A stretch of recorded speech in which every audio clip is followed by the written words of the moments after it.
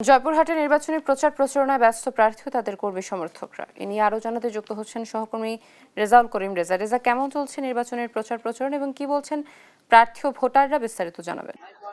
ধন্যবাদ অতসী। আমি এখন দাঁড়িয়ে আছি জয়পুরহাটের শহরের খাদ্য গোডাউন এলাকায়। এই খাদ্য গোডাউন এলাকায় এখন কিন্তু নির্বাচনে প্রচারণা চলছে। এখানকার ধানের শীষের নেতাকর্মীরা কিন্তু তাদের নির্বাচনে প্রচারণা করছেন। একটা বিষয় জানিয়ে রাখি, জয়পুরহাটে 5 জন প্রতিদ্বন্দ্বিতা করছেন। এই 5 জনের মধ্যে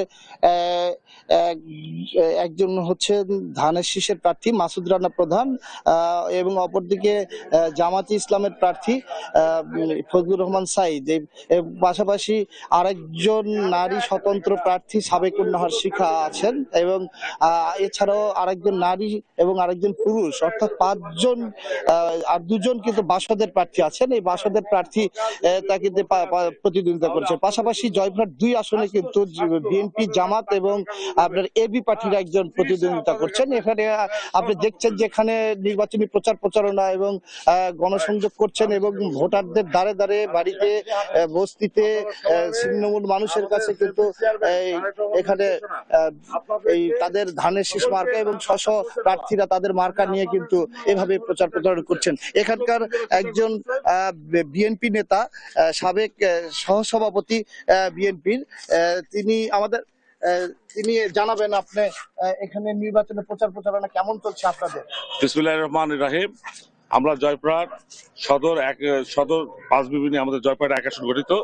আপনারা জানেন, বিগত দিনে যত নির্বাচন হয়েছে, যত গণতান্ত্রিক পন্থায় বাংলাদেশে যত নির্বাচন হয়েছে, প্রত্যেকটা নির্বাচনে বিএনপি এখানে বিপুল ভোটে নির্বাচিত হয়েছে।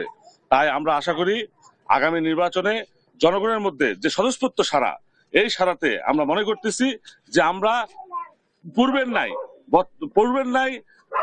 পূর্বের থেকেও রেকর্ড ভঙ্গ করে আমরা বিপুল ভোটে এবার নির্বাচিত হব।